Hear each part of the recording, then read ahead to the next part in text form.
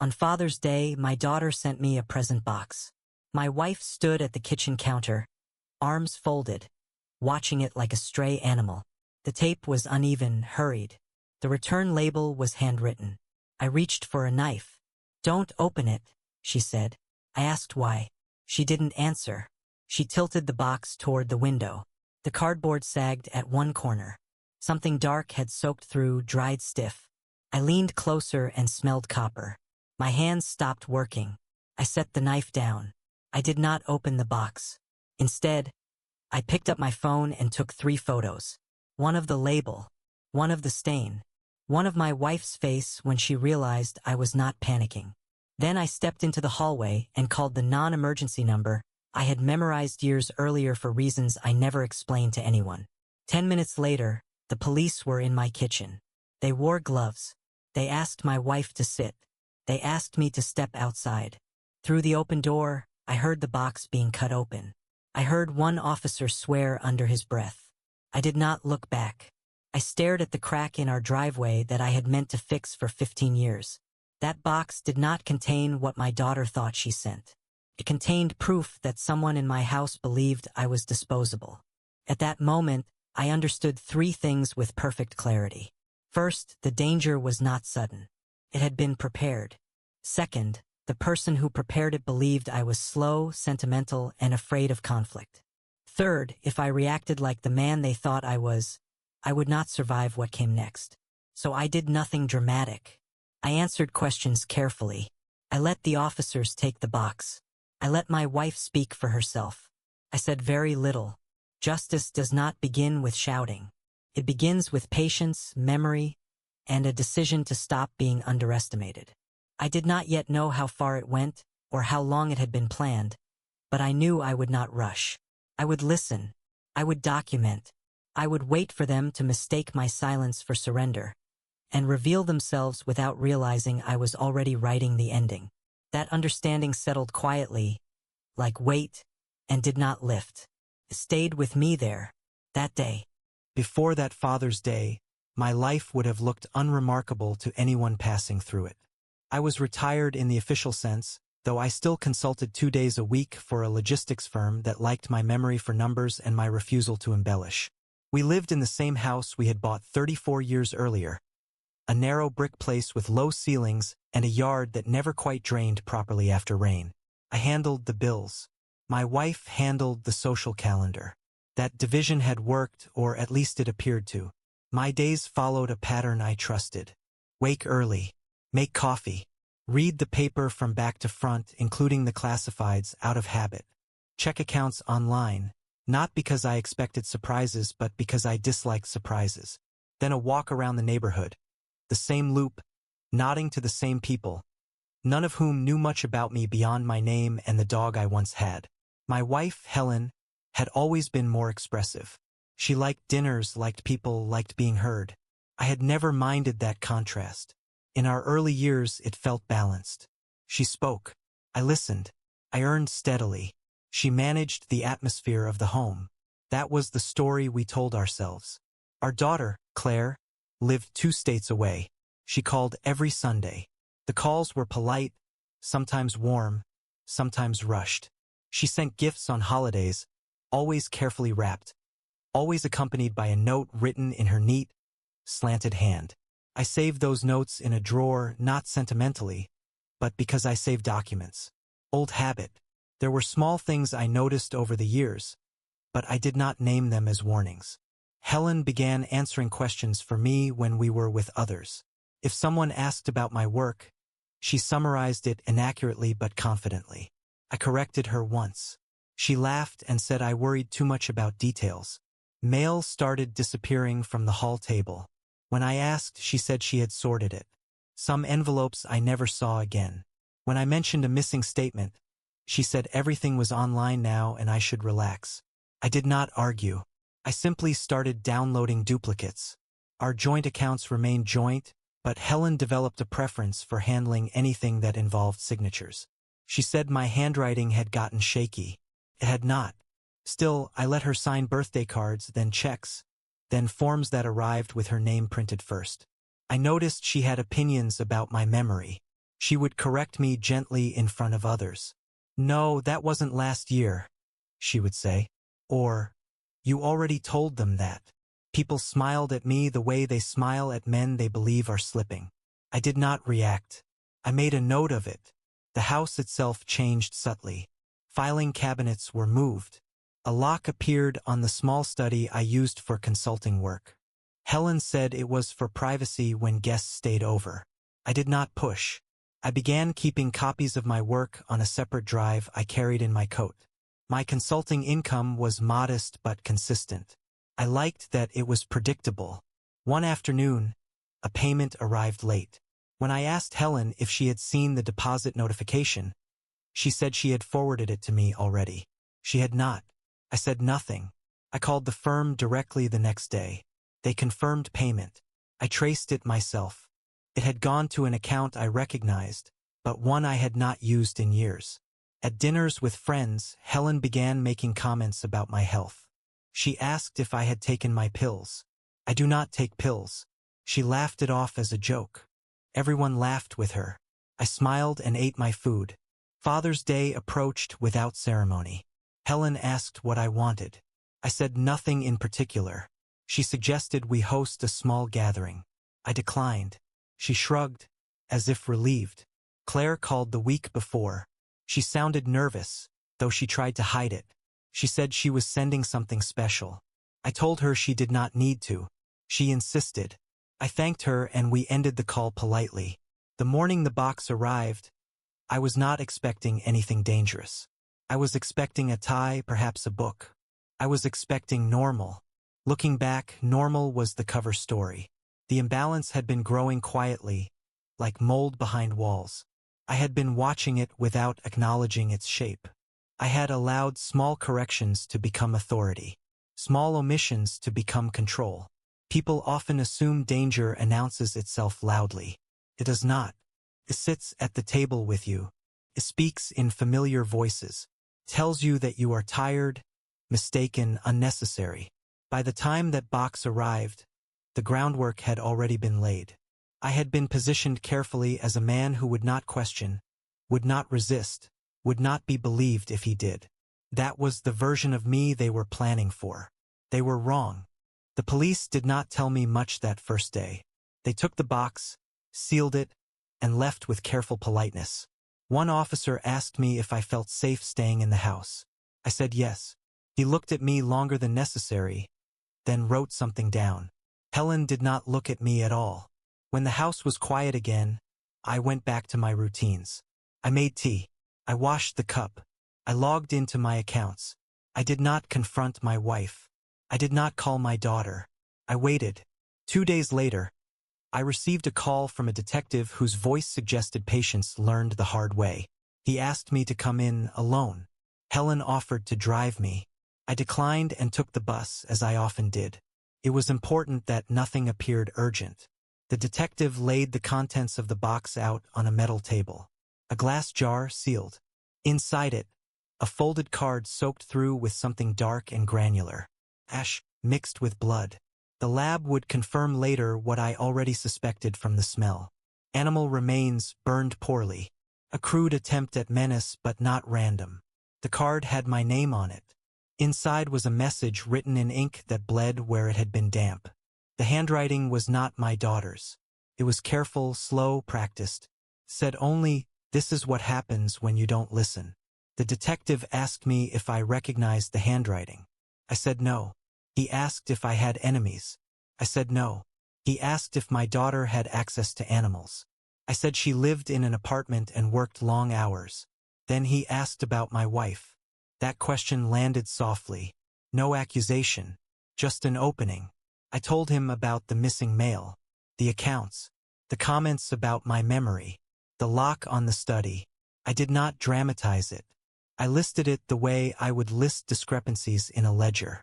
He listened without interrupting. He asked for dates. I gave approximate ones. He asked for documents. I told him I had copies.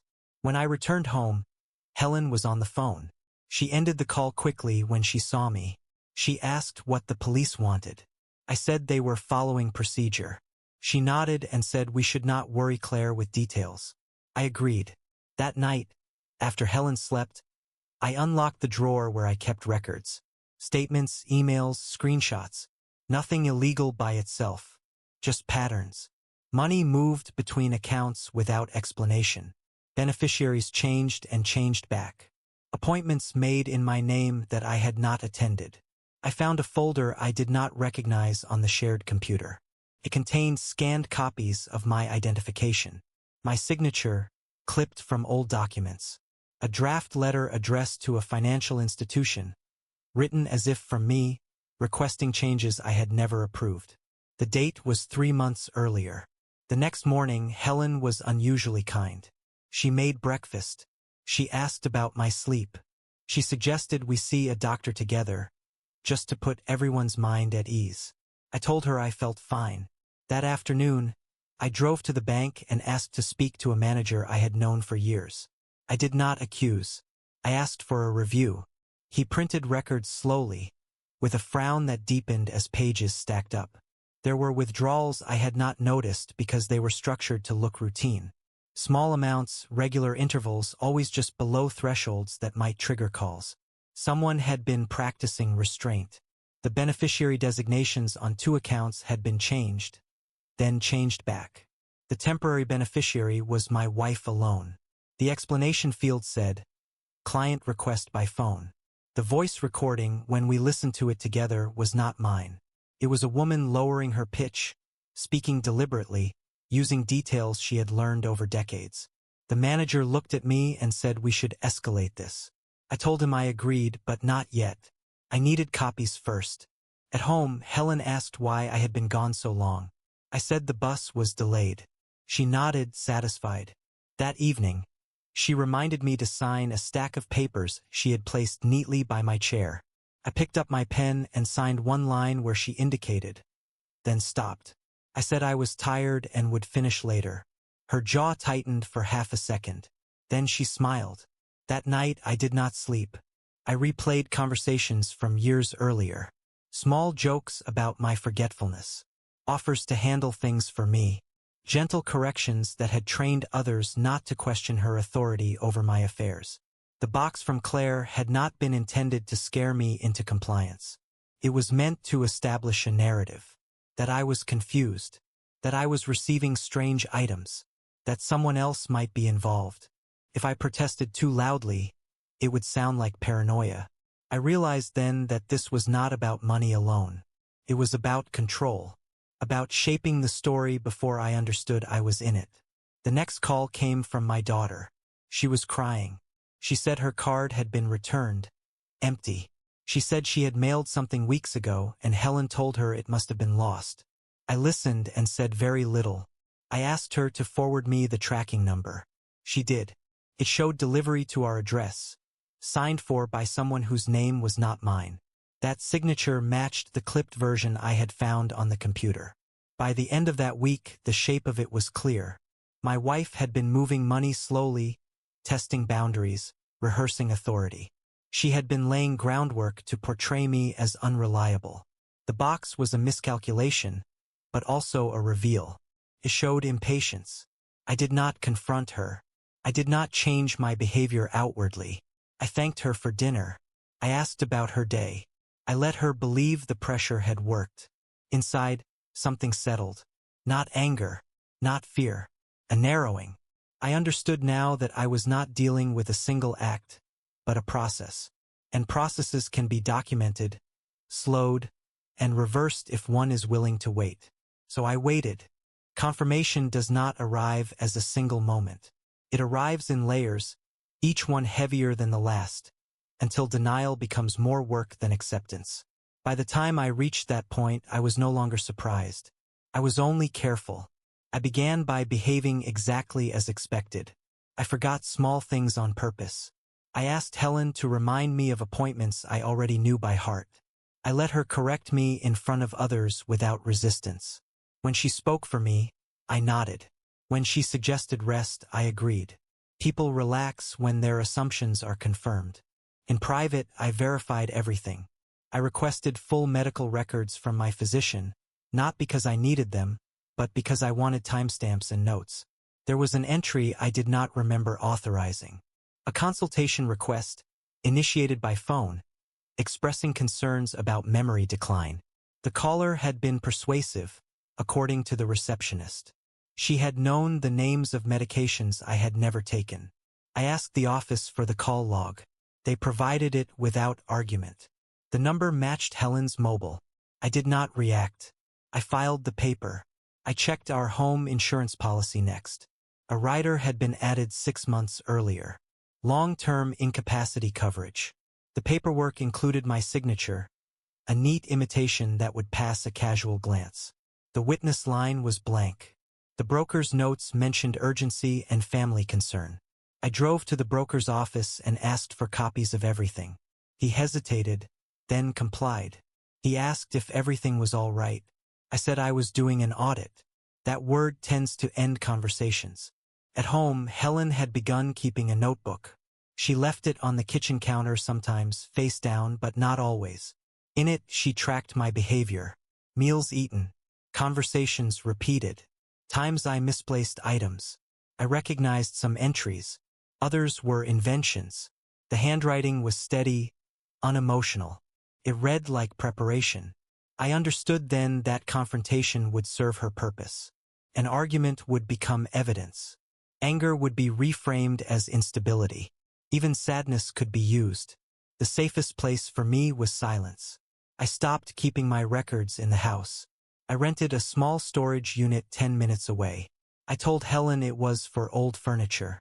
She did not question it. In that unit, I placed copies of everything. Statements, recordings, screenshots, a timeline written by hand, dates aligned, movements noted. I also placed a spare phone there, prepaid, with only 3 numbers stored. I contacted an attorney, not the kind who advertises, but one recommended by a former colleague. I did not describe my wife as malicious. I described facts. I asked questions about options, thresholds, standards of proof. He listened carefully and told me not to act quickly. He said patience would protect me more than outrage. I took his advice. Helen's behavior shifted subtly as weeks passed. She became more directive. She reminded me to take notes. She scheduled appointments without asking. She began telling friends that I tired easily. They responded with concern and lowered expectations. This was not cruelty. It was efficiency. One afternoon, she suggested we review our wills together, just to be prepared. She placed the documents in front of me, already marked with tabs. She held a pen poised to help me sign. I read every page slowly. I asked questions she did not like. She answered them smoothly. I said I wanted time to think. Her patience thinned. Not visibly but measurably. Her tone sharpened. Her notebook filled faster. The pressure increased in small ways. Missed meals. Repeated reminders. Gentle insistence that she knew what was best. During this time, I spoke to my daughter carefully. I did not accuse her mother. I asked neutral questions. Had Helen called her recently? Had she expressed concern about me? Had she suggested anything about finances? Claire hesitated, then admitted that Helen had asked her to be ready, just in case. Ready for what? She had not known. I asked Claire to send me copies of all communication she had received from Helen in the past year. She did. The messages were supportive on the surface, but threaded with suggestion. Your father gets confused. I worry about him. We may need to act soon. The picture was complete. There was no single crime I could point to and end everything cleanly. That was intentional. Instead, there was a web of preparation designed to make the outcome appear inevitable. The box had been a mistake, but it was also a signal that patience was slipping. I chose silence because silence creates space.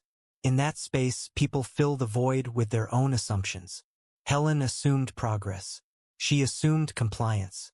She assumed the role was already written. I allowed that assumption to grow. I agreed to a medical evaluation. I answered questions plainly. I did not exaggerate. I did not minimize. The doctor found no impairment. The report was neutral, cautious, professional. Helen dismissed it as incomplete. I agreed to see a financial planner together. I listened while Helen spoke confidently about our future. I corrected nothing. Afterward, I requested a private follow-up. I asked the planner for copies of all notes. His included an observation that my wife dominated the conversation and interrupted when I spoke. Small things matter. At night, I lay awake and thought about the house, the years, the conversations that had felt loving at the time. I did not rewrite the past. I simply accepted that it had been used. By the end of that month, I had confirmed enough to act, but I did not act yet. Action without timing is noise. I needed clarity, not speed. Helen believed she was close. I could see it in the way she organized papers, in the way she spoke to others about me in the past tense. She believed the outcome was secured. That belief would require her to take the final steps herself. I waited for that. Once I stopped reacting, I had room to plan. Planning did not mean plotting something dramatic. It meant arranging my life so that when the next move came, it would land on ground I had already prepared.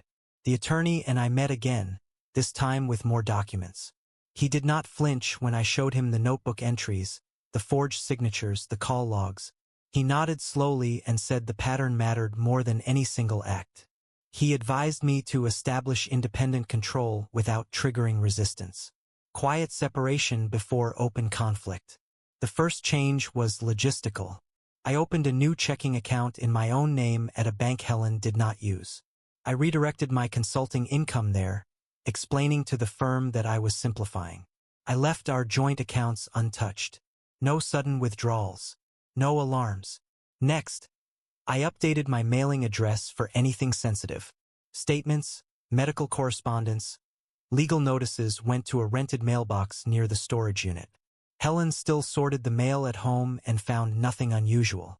The absence of conflict reassured her. I revised my will not to punish, but to clarify. The attorney drafted it carefully.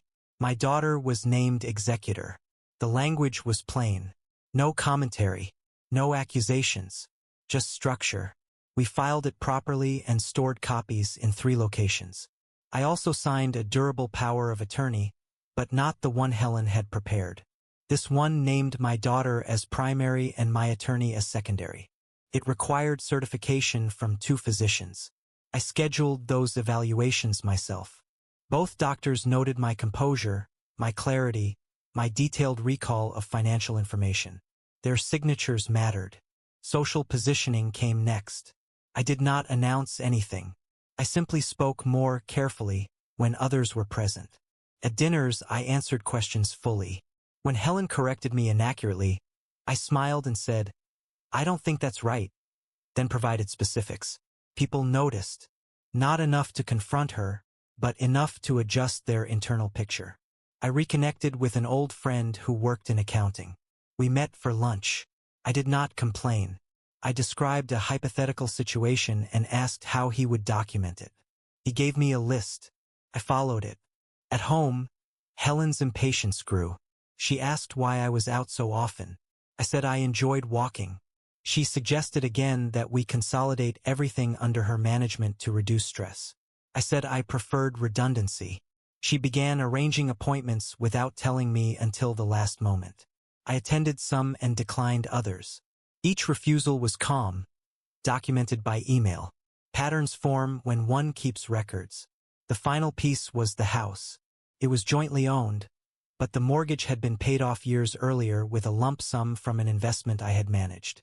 The deed reflected equal ownership, but the source of funds mattered in disputes. I located the closing documents and had copies notarized. Throughout this, I maintained the appearance of drift.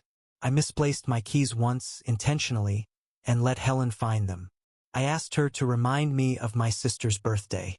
She smiled, satisfied. Underestimation is a powerful anesthetic. The detective called again.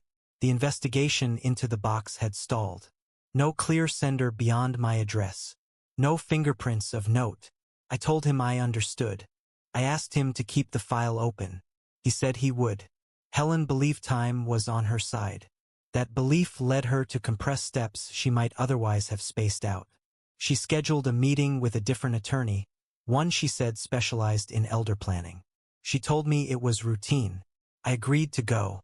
The attorney's office was modern, impersonal. Helen spoke for both of us, outlining concerns about my capacity. The attorney asked me direct questions. I answered clearly. He asked for documentation. Helen produced her notebook, her prepared forms, her concern. I asked a few questions of my own, about standards, about safeguards, about conflicts of interest. The attorney hesitated. He suggested a pause. He recommended independent evaluations. Helen's smile tightened. On the drive home, she was silent. That night, she did not leave her notebook on the counter. She locked the study door. The next morning, she asked me to sign a document she said was time-sensitive. I read it slowly. It authorized temporary control of accounts pending evaluation. I handed it back and signed and said I needed my attorney to review it. She looked at me for a long time then, not with anger but with calculation. She nodded once and said we would discuss it later. That was the moment I knew the trap was nearly ready. Not mine, hers. All I had done was ensure that when it closed, I would not be inside it alone. I continued as before, calm, cooperative, slightly slow, and I waited for her to make the move that would expose everything she had been careful to keep implied. Once I stopped reacting, I had room to plan. Planning did not mean plotting something dramatic. It meant arranging my life so that when the next move came, it would land on ground I had already prepared. The attorney and I met again, this time with more documents.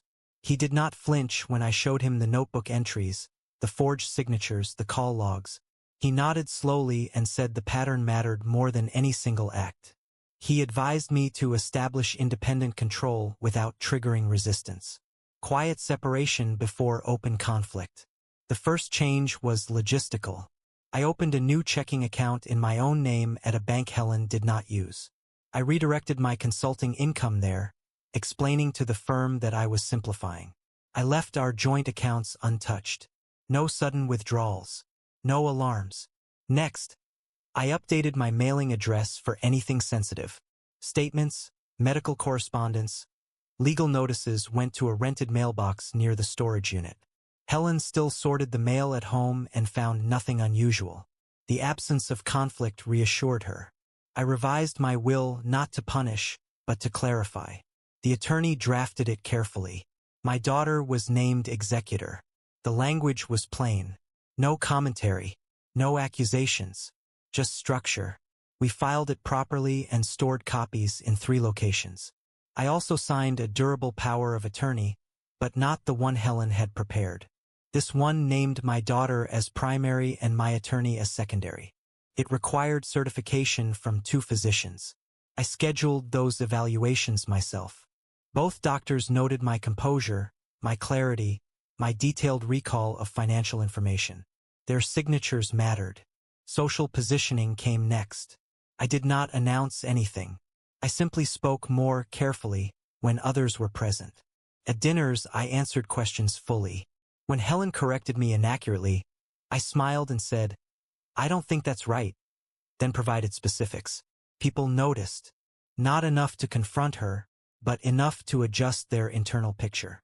I reconnected with an old friend who worked in accounting. We met for lunch. I did not complain. I described a hypothetical situation and asked how he would document it. He gave me a list. I followed it. At home, Helen's impatience grew. She asked why I was out so often. I said I enjoyed walking. She suggested again that we consolidate everything under her management to reduce stress.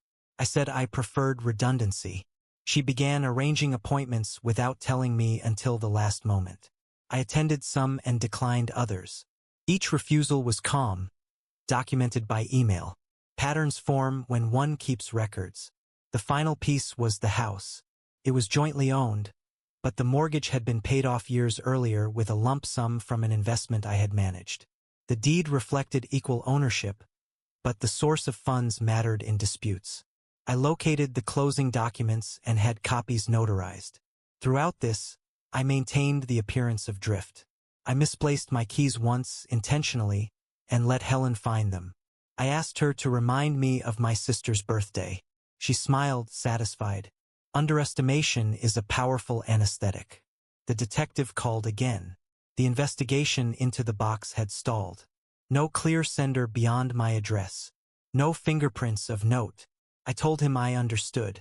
I asked him to keep the file open. He said he would. Helen believed time was on her side. That belief led her to compress steps she might otherwise have spaced out. She scheduled a meeting with a different attorney, one she said specialized in elder planning. She told me it was routine. I agreed to go. The attorney's office was modern, impersonal. Helen spoke for both of us, outlining concerns about my capacity. The attorney asked me direct questions. I answered clearly. He asked for documentation. Helen produced her notebook, her prepared forms, her concern. I asked a few questions of my own. About standards, about safeguards, about conflicts of interest. The attorney hesitated. He suggested a pause. He recommended independent evaluations. Helen's smile tightened. On the drive home, she was silent. That night, she did not leave her notebook on the counter. She locked the study door. The next morning, she asked me to sign a document she said was time-sensitive. I read it slowly. It authorized temporary control of accounts pending evaluation. I handed it back and signed and said I needed my attorney to review it. She looked at me for a long time then, not with anger but with calculation. She nodded once and said we would discuss it later. That was the moment I knew the trap was nearly ready. Not mine, hers. All I had done was ensure that when it closed, I would not be inside it alone. I continued as before, calm, cooperative, slightly slow, and I waited for her to make the move that would expose everything she had been careful to keep implied. The mistake people make when they believe someone is weak is that they stop disguising their intent. Subtlety feels unnecessary once dominance feels assured. Helen reached that point quietly, and from there, everything accelerated. She stopped asking. She began informing. One afternoon, she told me she had scheduled a capacity assessment for the following week. Not suggested. Scheduled. She said it was better if I did not drive myself. She said it with the tone one uses for arrangements already settled. I thanked her and asked which clinic. She hesitated, then answered. I wrote it down carefully in front of her. She did not like that. That evening, I received an email from the clinic confirming the appointment. The consent forms were attached. I read them line by line. One paragraph authorized the release of findings to a third party listed below. Helen's name was typed there. Alone. I replied to the email, copying my attorney, requesting an amendment. The clinic responded politely, agreeing to revise. Helen did not know this yet. 2 days later, she brought home a courier envelope. Inside were documents from the elder planning attorney I had met earlier. They were revised, more aggressive. Temporary guardianship language. Emergency authority. The justification cited recent behavioral incidents. Incidents I recognized from her notebook. Incidents that had not happened.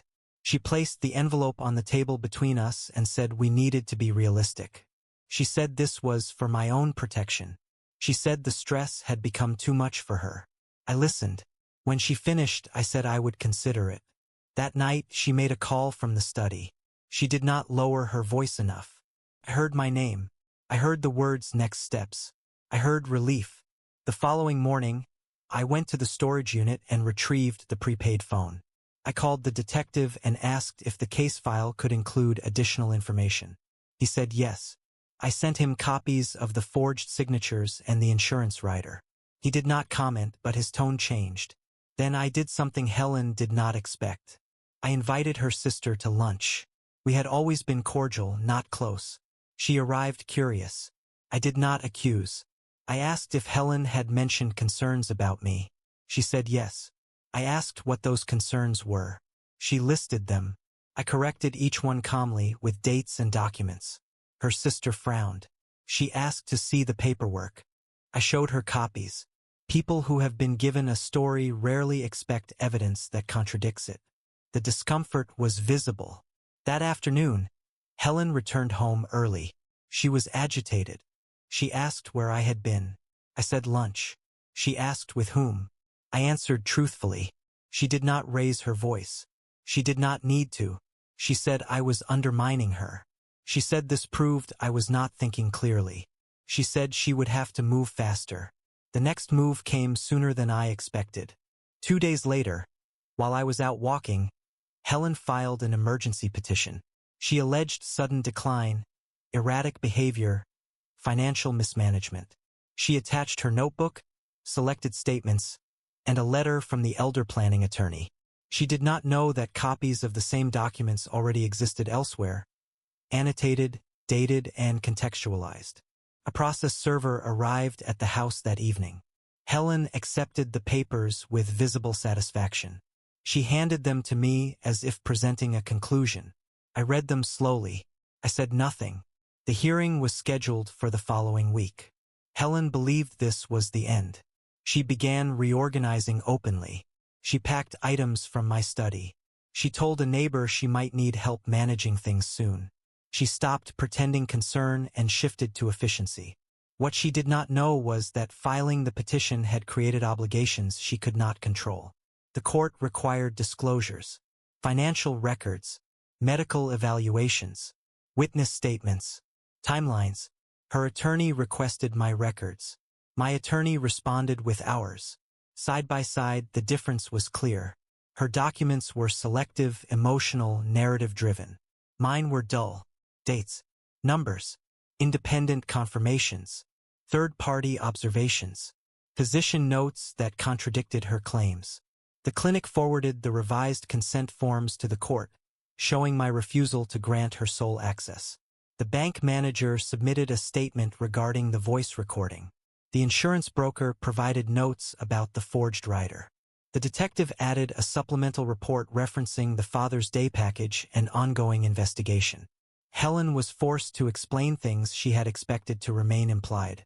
At home, her composure cracked. She accused me of betrayal. She said I was embarrassing her. She said I was ungrateful. I listened. I did not argue. The night before the hearing, she packed a bag. She said she would stay with a friend to clear her head. I helped her carry it to the car. She kissed my cheek and said this would all be over soon. I believed her, just not in the way she meant. The trap did not snap shut with a dramatic sound. It closed the way doors do when you realize too late that you no longer have the key. Courtrooms are quiet places, not silent but controlled. The sound of paper moving carries. Shoes scuff. People lower their voices without being asked. That atmosphere favors those who come prepared and punishes those who rely on momentum. Helen arrived confident. She sat close to her attorney and avoided my eyes. Her sister was there, seated behind her, expression guarded. My daughter sat beside me, hands folded, listening. The judge began by reviewing the petition. He asked questions patiently. He asked for clarification. He asked for documentation. Helen's attorney spoke first. He outlined concerns about my capacity, citing behavioral notes and recent stressors. He spoke smoothly. It sounded reasonable, even compassionate. Then my attorney stood and handed the clerk a binder. It was not dramatic. It was heavy. He did not accuse Helen of malice. He said the issue was accuracy. He asked the judge to consider timelines. He walked through the financial records, the structured withdrawals, the beneficiary changes and reversals, the forged signatures confirmed by the bank's own voice recording, the insurance rider added without proper witnessing. The judge leaned forward. Medical records followed. Independent evaluations. Notes documenting my clarity. The call log from the physician's office showing Helen's number initiating concern. The clinic's revised consent forms.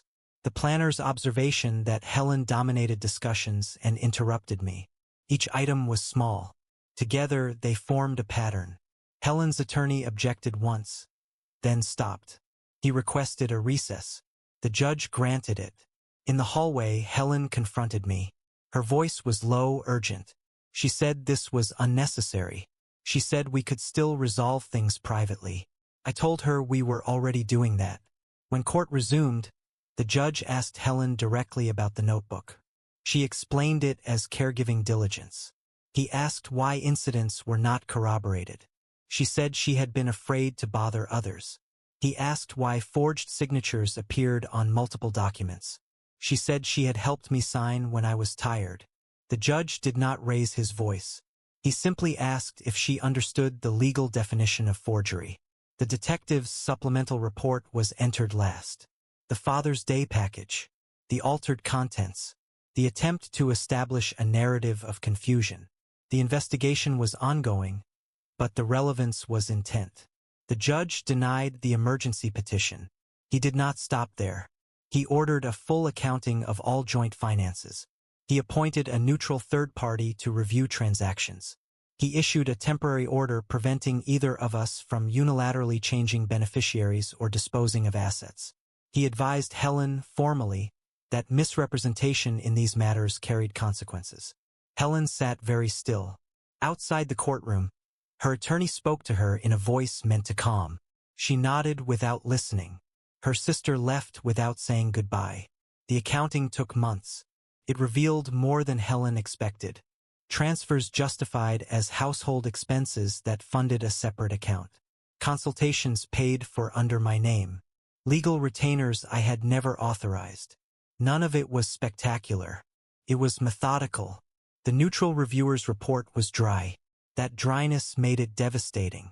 Helen's attorney requested a settlement. My attorney agreed to discuss terms. I did not attend the meeting. The agreement was straightforward. Assets were divided equitably. Funds improperly transferred were returned. Helen waived any claim to guardianship or control. A clause prohibited her from contacting my financial institutions on my behalf. Another prohibited her from representing herself as my caregiver. There were no criminal charges. The district attorney declined to pursue them, citing complexity and lack of direct harm. I accepted that. Court is not where all harm is addressed. Helen moved out quietly. She took what was hers. She left the house key on the counter. Friends called, confused. I did not explain. I said only that things had changed. Most people accept that. The police never identified who altered the contents of the box. But the detective told me off the record that sometimes intent matters more than origin. The file was closed with notes. The house felt larger after Helen left. Not emptier, just quieter. I changed the locks. I updated account access. I closed the storage unit and brought the records home. I kept them anyway. Claire visited often. We cooked simple meals. We spoke about ordinary things. She apologized once. I told her there was nothing to apologize for. Consequences rarely arrive with satisfaction.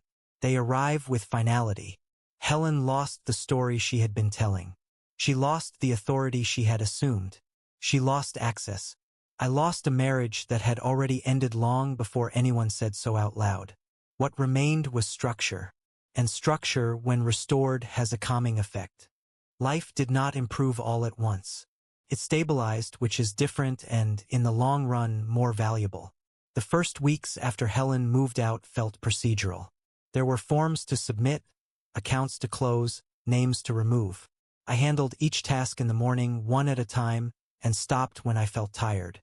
I did not rush. There was no one pressing me anymore. The house sounded different.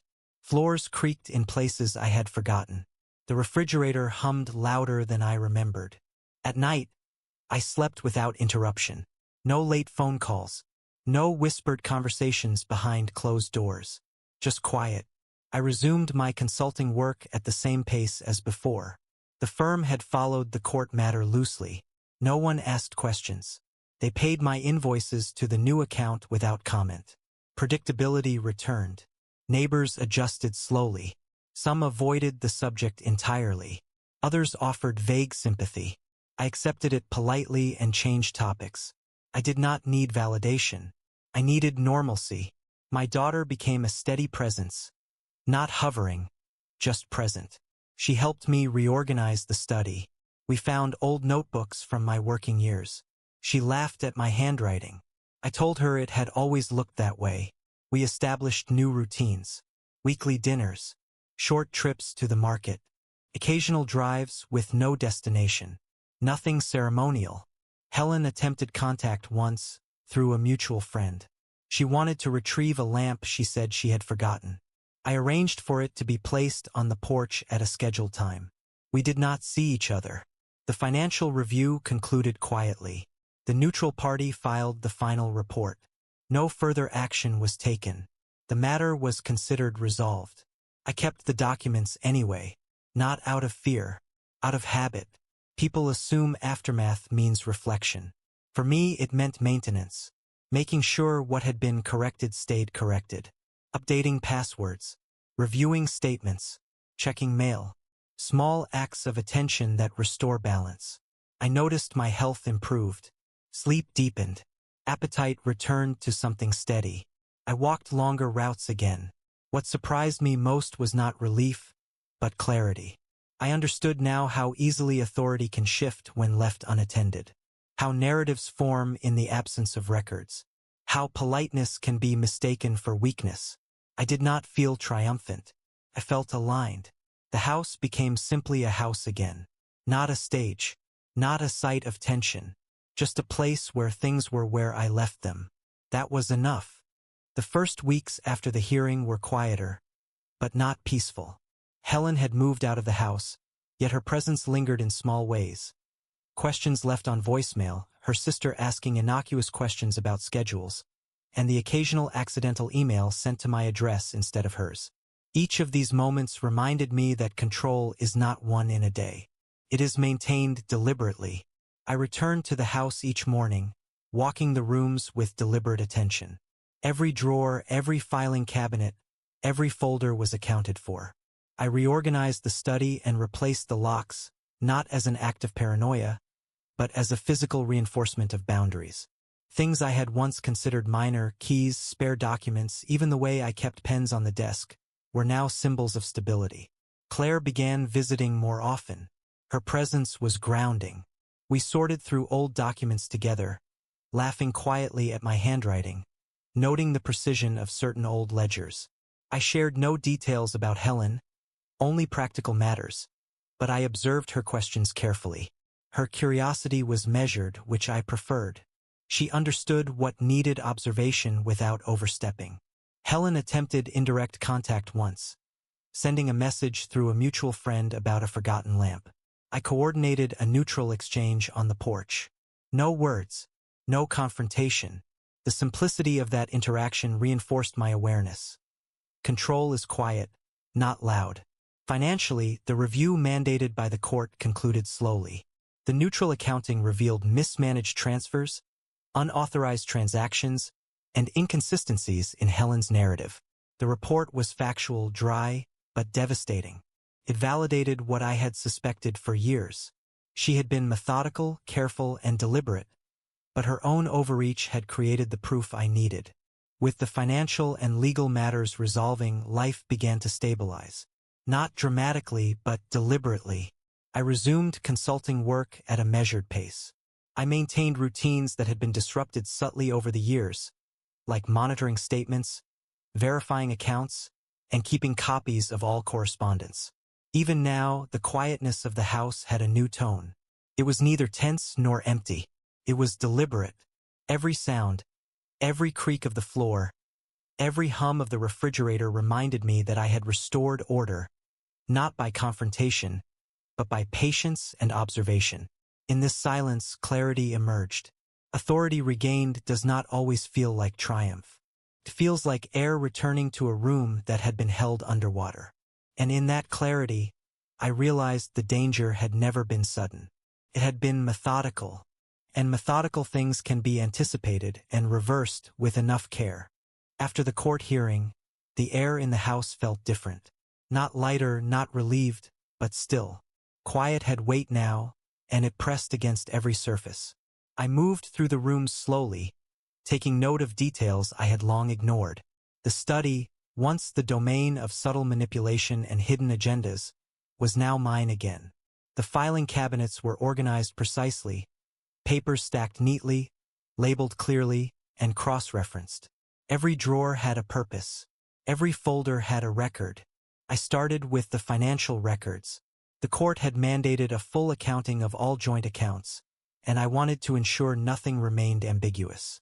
I made a list of every transaction over the past 3 years, noting dates, amounts, and recipients.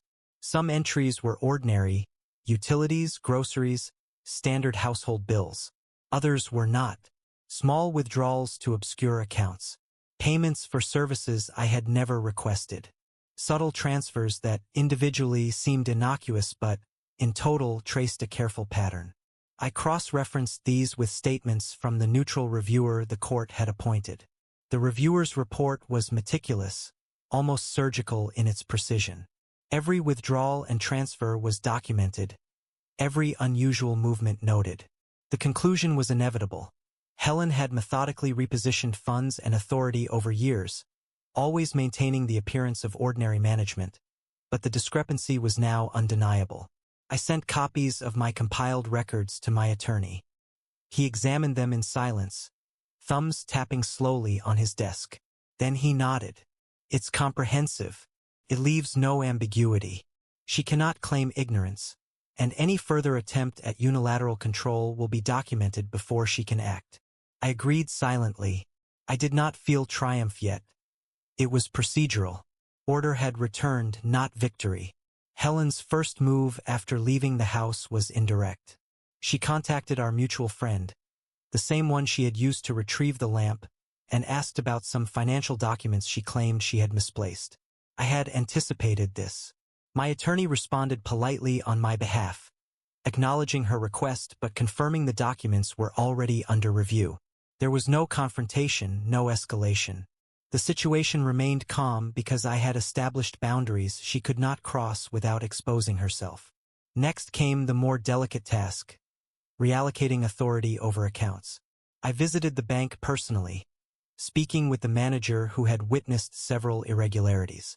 I requested that all account access reflect the court's orders. No unilateral withdrawals, no signature authority without verification, and all notifications to my independent address. The manager, familiar with the case, executed the changes carefully. There was no drama, just procedure, the quiet reinforcement of security. Meanwhile, Helen's attempts at control became increasingly visible but ineffective. Friends who once deferred to her opinion began noticing inconsistencies in her narrative. Minor discrepancies, like unexplained statements she claimed as routine, were quickly cross-referenced by our daughter and me. By the time she attempted to regain influence, every move was tracked and recorded. Her authority had collapsed not in a dramatic confrontation, but because it no longer had a foundation. Claire became more involved during this period. She was not intrusive, but meticulous in her observations. Together, we reviewed correspondence, verified dates, and documented interactions. Her presence added a layer of accountability that had previously been absent. I did not instruct her to monitor. She simply noticed patterns. Our roles were clear. She provided perspective, I maintained structure. The process of settling accounts took weeks. Every transaction, every transfer, every document was examined. In some cases, funds that had been moved to obscure accounts were returned. In others, agreements were reached quietly through attorneys. Helen did not contest some items. She contested others and quickly realized her claims lacked substance in the face of careful documentation. The culmination of this period was a formal agreement. The assets were divided equitably. Restrictions were placed on Helen's access to accounts and authority over financial decisions. She waived claims to guardianship or decision-making. There were no theatrics, no public disputes. The resolution arrived through diligence, documentation, and patience. Throughout the weeks, I continued my routines. I verified accounts daily, logged correspondence, and maintained meticulous records. I revisited my own habits, notes, filing systems, digital backups. Every precaution reinforced the stability I had reclaimed. Stability was now the marker of control. It was quiet, unassuming, and unbreakable. The house, once a theater of manipulation, regained its tone of predictability. Floors creaked under weight I distributed evenly. Light fell through the windows at regular intervals. The refrigerator hummed steadily. Every sound, every object, every ritual reminded me that control is not always about confrontation. It is about structure. I did not feel triumphant. I felt aligned. Everything that had been threatened, distorted, or manipulated now rested within boundaries I could maintain. Authority was restored, not through drama, but through quiet diligence. It was a long, measured process, but every detail mattered. And in this stillness, I realized something fundamental. The real power is not in reclaiming what was lost in the moment, but in creating systems that prevent its erosion in the future. Patience, documentation, and subtle observation. These were the tools that ensured order remained, long after the crisis had passed. The day of the final court hearing arrived with an air of quiet inevitability. I left the house early, walking deliberately through the rooms, checking that everything was in order. The study was locked, documents arranged neatly, files cross-referenced and annotated. I carried only the essentials: a binder with all verified financial records, a stack of correspondence, and a small notebook where I had summarized timelines and evidence. Every page, every document had a purpose. Claire accompanied me. She carried nothing but herself and an attentive gaze. Her presence was grounding, but I reminded myself this was not about support alone. She was a witness, a verifier, a second pair of eyes ensuring the record remained unbroken. We arrived at the courthouse, the building imposing but impersonal. Marble floors, high ceilings, the faint scent of polish and paper. The calm of procedure suited me. Drama would not serve. Helen was already there, seated next to her attorney. She wore a measured expression. Composed, confident, self-assured. She believed the outcome was secured. She had not realized how thoroughly the groundwork had been laid against her. Her eyes flicked to mine once, quickly, and I held my gaze for a moment longer than necessary. I did not speak. The silent acknowledgement was enough. The judge entered, and proceedings began. Helen's attorney spoke first, summarizing her claims. Concern over my capacity, alleged mismanagement of finances, and the supposed need for her to maintain control over joint assets. He spoke with practiced calm, weaving a narrative that made her seem concerned, protective, and responsible. The tone was familiar, measured, persuasive, empathetic. Then my attorney stood. He did not speak loudly, did not gesture dramatically. He placed the binder on the table and began methodically walking the judge through the facts. Every transaction, every withdrawal, every beneficiary change. Each forged signature and voice recording was presented with precise timing, cross-referenced with bank logs and timestamps. Documents from the neutral reviewer, the financial planner, and independent physicians were introduced. Each corroborated the patterns I had meticulously documented. The judge leaned forward slightly, scanning pages without comment. He asked a few clarifying questions about dates and processes, but otherwise remained silent. That silence carried weight. It forced Helen to explain herself, to articulate actions she had assumed would remain unchallenged. Helen's responses were careful, rehearsed. She cited her notes, her observations, her intentions. She framed her actions as protective, corrective, even caring. But the documents spoke louder. Every forged signature, every unauthorized account adjustment, every selective note she had submitted as evidence now reflected her overreach. The court could not ignore the clear pattern. Intent had been concealed behind the guise of concern. Her attorney attempted to interject multiple times. Each objection was politely overruled. The court had a clear record, and her narrative could not override documented evidence. Helen's confidence began to erode imperceptibly. The tight composure she had maintained for weeks started to crack. Her hand trembled briefly as she reached for her notebook, and she avoided looking directly at the documents I had submitted. The judge asked Helen directly if she understood the legal implications of her actions. Submitting documents she knew were incomplete or misleading, forging signatures, and attempting to assert unilateral control over joint assets. Helen hesitated. She nodded, but her voice wavered slightly. That small hesitation carried more weight than any outburst could have. Next, the financial expert presented a detailed accounting of all joint and individual accounts. Transfers that had been hidden or misrepresented were clearly listed, with supporting documentation. Withdrawals intended to appear routine were shown to have gone to accounts under her control. The timeline revealed a pattern of methodical manipulation stretching back years. Helen could not dispute the evidence. She could only respond carefully, sparingly, and unconvincingly. Medical evaluations were next.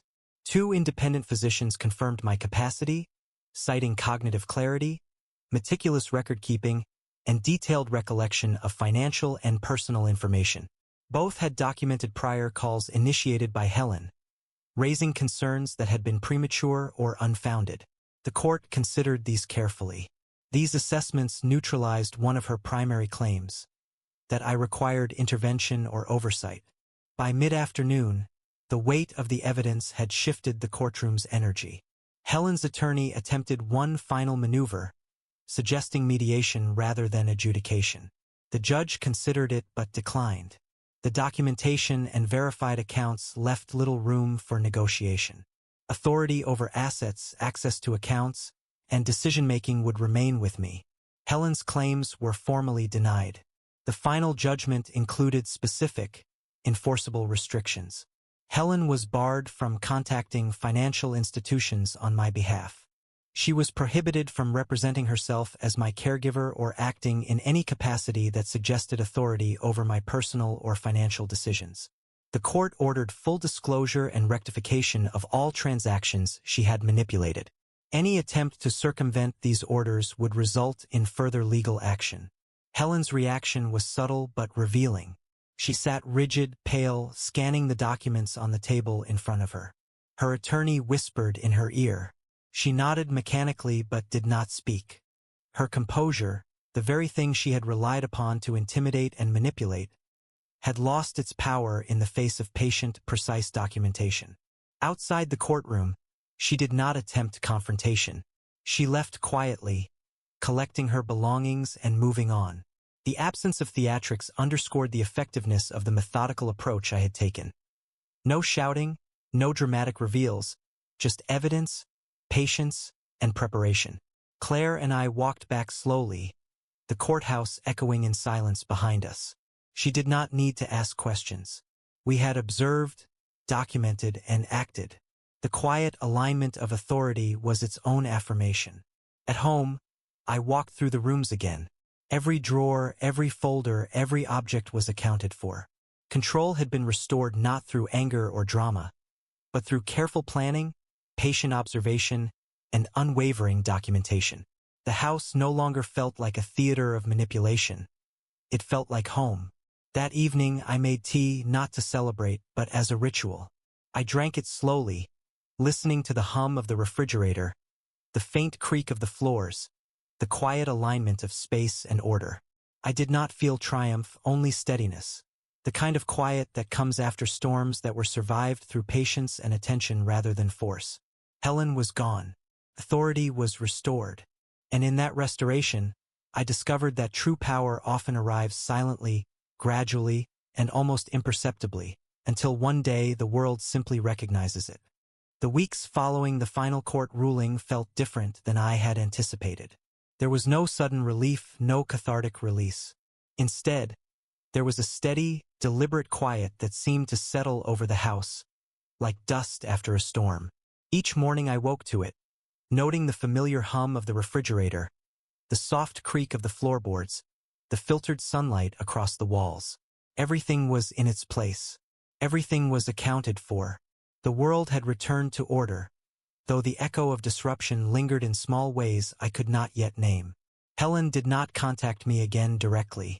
She avoided the house, refrained from calling, and her attempts to influence through mutual friends grew sparse.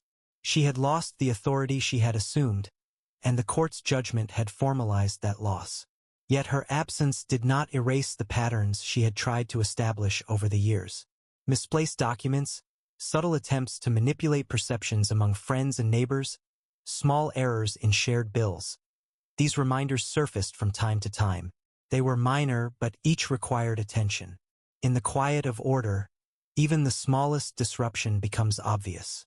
Financial stability, which had once been threatened, now rested on the foundation I had reconstructed. I monitored accounts daily, not out of fear, but as routine. Transfers were verified, statements cross-checked, and bills reconciled. I created logs of every financial interaction, organized by date, source, and purpose. Every phone call from institutions or clients was recorded and filed, each email saved and backed up. Routine became ritual. Ritual became armor. I did not need to be vigilant out of paranoia. I was maintaining the integrity of a structure I had rebuilt with care and precision. Friends and acquaintances noticed the difference. Some remarked on my steadiness, the clarity in my responses, the calm that had replaced previously subtle tension. There was no need for explanation, no need for storytelling. Their observations were acknowledgement enough. Others remained silent, perhaps unsure how to comment on a life that had quietly recalibrated itself. I did not encourage conversation. Observation alone sufficed. Power, I had learned, does not require validation. It requires accuracy and constancy. Claire became more integrated into daily life. She handled correspondence with discretion, helped review documents, and offered an extra layer of verification. She did not question decisions. She confirmed them. She became both an ally and a safeguard, a presence that reinforced the stability I had established. Her subtle interventions prevented minor errors from escalating, and her calm attention helped maintain clarity without imposing anxiety. Together, we operated as a quiet, efficient team. Helen, of course, attempted indirect influence at intervals. A mutual acquaintance would mention a question she had asked about scheduling, or a former neighbor would relay a vague concern she had expressed. Each time, I responded in the same manner, with calm, with documentation, with boundaries clearly defined. I did not argue. I did not explain. I merely observed, noted, and adjusted as necessary. The rules of engagement had shifted. She could no longer act without leaving a trace, and every trace was now accounted for. The court-mandated accounting had far-reaching consequences. It revealed transactions that Helen had assumed would go unnoticed, funds she had redirected under the guise of household management, and subtle reallocations she had imagined were hidden. Each item, now documented and verified, became part of the permanent record. The neutral reviewer's findings left no ambiguity. Attempts to recast the narrative would have been futile. Authority, once again, had been restored through careful observation and patient accumulation of evidence rather than confrontation. I also began to consider the subtle ways in which my life had been affected beyond finances. Relationships with friends and family had shifted subtly over the years, conditioned by Helen's influence. Some individuals had deferred to her opinions without question, believing her narrative over mine. Correcting these perceptions required patience, consistency, and discretion. I did not confront anyone. I allowed interactions to occur naturally, speaking plainly, providing accurate information when necessary, and allowing trust to be rebuilt slowly. The reconstruction of influence, like the reconstruction of authority over my assets, was gradual. Even within the home, I implemented small structural changes to reinforce stability. Locks were updated, keys accounted for meticulously. Storage units that had held duplicate records were revisited, re-verified, and reorganized. Files were consolidated and categorized to ensure clarity. Subtle changes, like the placement of important documents and the labeling of folders, became both ritual and protection. Each act of order was deliberate, reinforcing both security and clarity. Work-life stabilized as well. Consulting projects, which had continued throughout the legal proceedings, now flowed with fewer interruptions. Clients noticed the renewed precision in communication, the reliability of deliverables, the absence of hesitation in scheduling or authorization. I did not attribute these changes to triumph over Helen, though in part they were. I attributed them to structure, to preparation, and to the quiet restoration of authority. Stability in action reinforced stability in perception. Helen's absence did not eliminate tension entirely. Old friends occasionally asked about her. Family members made careful inquiries, and there remained the occasional lingering trace of her previous influence. But each of these moments served as reminders that vigilance is continuous. Control is not static. It is maintained through methodical attention, not through sudden assertion. The awareness of potential disruption is not a source of fear but a tool for ensuring ongoing clarity. I learned to appreciate the subtlety of this victory. It was not marked by drama, confrontation, or spectacle. It was marked by accuracy, by patience, and by the careful accumulation of truth over time. Small actions, documenting conversations, verifying transactions, maintaining independent oversight, had cumulatively ensured that authority was restored and that stability was more enduring than it had ever been before. As months passed, the house itself felt different. It was no longer a theater of tension. Objects were where they belonged. Floors creaked predictably. The sun cast the same patterns across the walls each morning. Meals were prepared deliberately, timed consistently, enjoyed without the undercurrent of anxiety. The rhythm of daily life became a source of quiet strength, a reminder that order is both tangible and psychological. I do not describe this as triumph. It is alignment. It is the restoration of clarity, of responsibility, of authority over my own life. Helen's overreach, once carefully concealed, had been revealed and neutralized not through confrontation, but through patience, documentation, and consistency. Control had been restored quietly, steadily, irrevocably. And in this quiet, I realized the truth I had suspected all along. Power often does not announce itself. It arrives in structures, in routines, in evidence. It is preserved by attention, reinforced by consistency, and revealed through patience. One does not seize it in a moment. One accumulates it over years, subtly, deliberately, until it can no longer be challenged. I sat in the study that evening, surrounded by files, documents, and carefully annotated notes. Claire prepared tea in the kitchen. The house was steady. The world outside had no bearing on this restored equilibrium. For the first time in years, I felt the weight of authority balanced entirely in my own hands.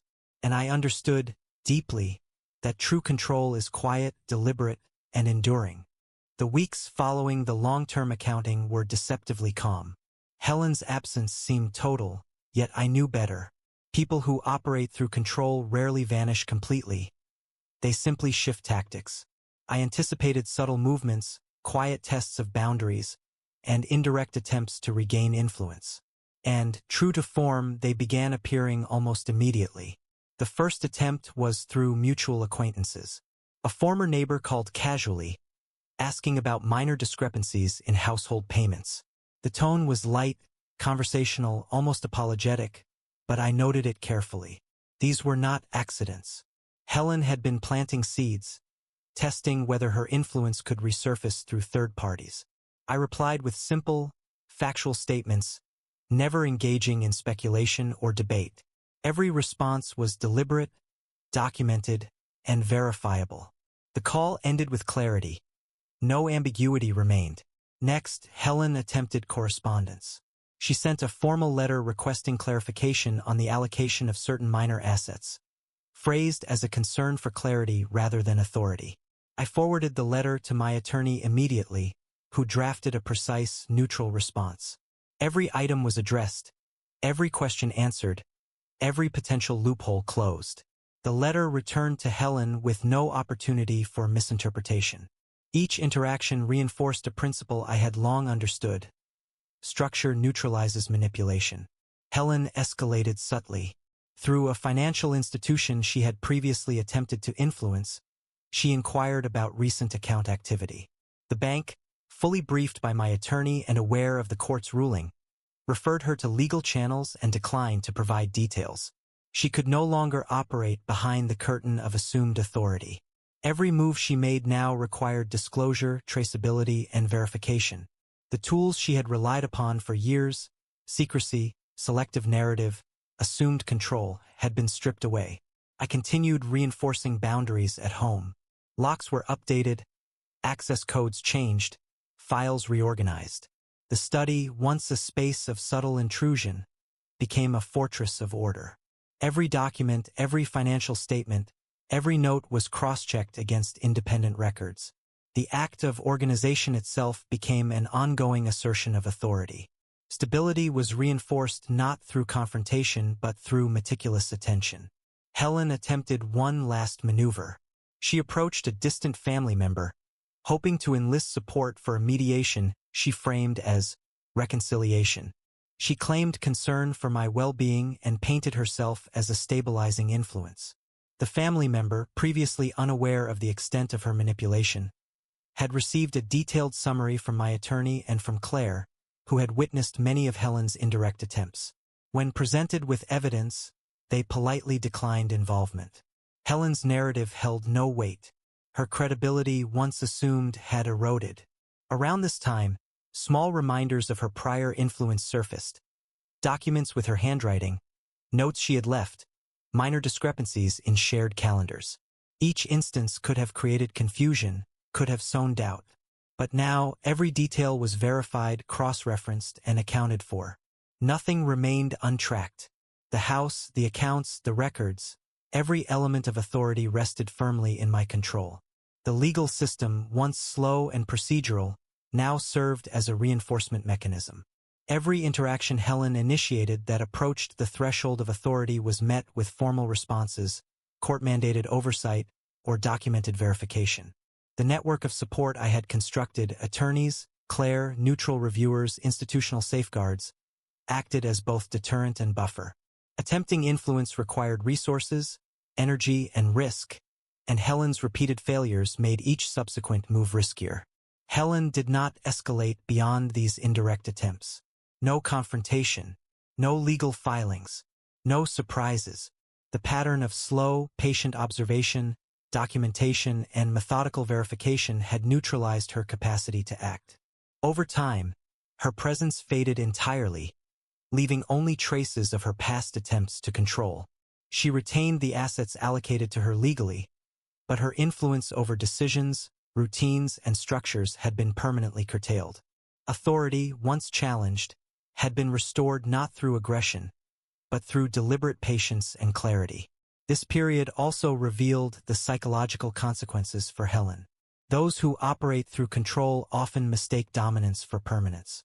When authority is removed, and their attempts to reassert it fail repeatedly, it forces a recalibration.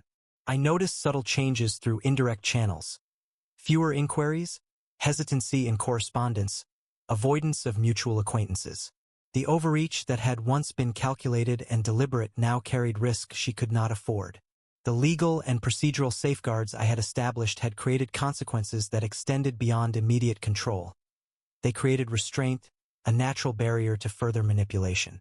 With Helen permanently constrained, I returned to routines that were previously disrupted. Daily verification of accounts became ritual rather than reactive. Administrative tasks, bills, correspondence, scheduling were executed with precision. Each act reinforced the clarity and structure that had become the foundation of restored authority. Even minor decisions were made deliberately, with awareness of past vulnerabilities. There was no paranoia in this process, only structured attention. Life regained a rhythm that had been absent for years. Meals were prepared and shared without tension. The house, once a space of subtle control and manipulation, became a place of quiet observation and calm. Claire's support remained integral, her presence reinforcing accountability and stability. I maintained awareness of past patterns but did not allow them to dictate action. Stability, after all, is both proactive and observational. The permanence of consequences became clear over the following months. Helen could no longer operate in the shadows. Any attempt to exert influence required transparency, exposure, and risk of documentation. Legal and financial safeguards ensured that her previous methods of control were no longer viable. Even indirect manipulation through mutual contacts was minimized by clear communication and verification. Authority, once challenged, had been reinforced in a manner that was subtle, resilient, and enduring. I reflected on the subtle dynamics that had allowed her influence to grow in the first place. Control rarely arrives through force alone. It accumulates through compliance, assumptions, and the quiet acceptance of someone else's narrative. Undoing it requires patience, careful documentation, and precise boundaries. It requires understanding that authority is not reclaimed in a single act, but through cumulative, deliberate steps that reinforce clarity and structure at every level. Helen's final departure from influence was not marked by confrontation or spectacle. It was quiet, procedural, and absolute. The house, the accounts, and the relationships were stabilized. The slow, methodical work, documenting, verifying, enforcing, had created a permanent boundary that she could not cross. Authority had been restored through attention, patience, and evidence. There was no vengeance, no public humiliation, only measured, deliberate alignment. In this quiet aftermath, I realized the depth of what had been accomplished. True control does not announce itself. It does not require anger or assertion. It is preserved through structure, verified by records, and maintained by constant awareness. The work of restoration is subtle, ongoing, and ultimately far more enduring than confrontation. Helen had been neutralized not by force, but by the steady accumulation of clarity and accountability, and in that process permanence had been established. The house was no longer a theater of manipulation. Every object, every file, every routine reinforced authority. The subtle, patient work that had restored balance now ensured its permanence. I could finally move through my life without distraction, not triumphant, but aligned, calm, and steady. Stability, once recovered, was enduring. After the court proceedings and the final resolution, life settled into a rhythm that was both familiar and wholly new. The house, once a theater of tension, manipulation, and constant uncertainty, became a space of quiet order. Every sound, from the soft hum of the refrigerator to the gentle creak of the floorboards, seemed to mark the return of control. For years, those sounds had been drowned out by subtle unease, the constant undercurrent of someone else asserting authority. Now, each noise was a reminder that stability had been regained, and that it was deliberate, not accidental. I began my mornings with the same deliberate attention that had guided me through the months of restoration. I walked through each room, noting minor details that might otherwise go unnoticed. Windowsills were dusted, papers organized, keys and documents accounted for. Every drawer was checked.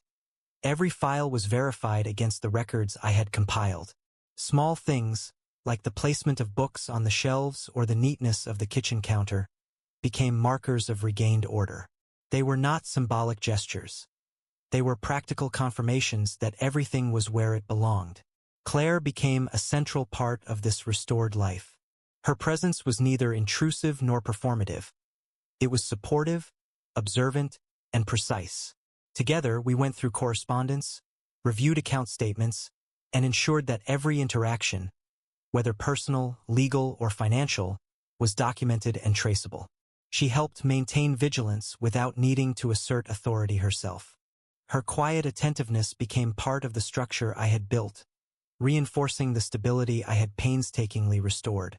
Work resumed with renewed focus.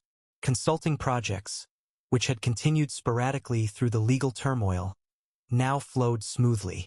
Clients noted the precision in communication, the timeliness of responses, and the reliability of deliverables. I maintained the same diligence with personal administration.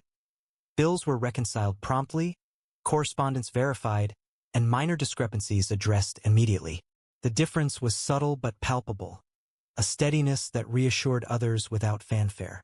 Helen's influence, once pervasive, had disappeared entirely.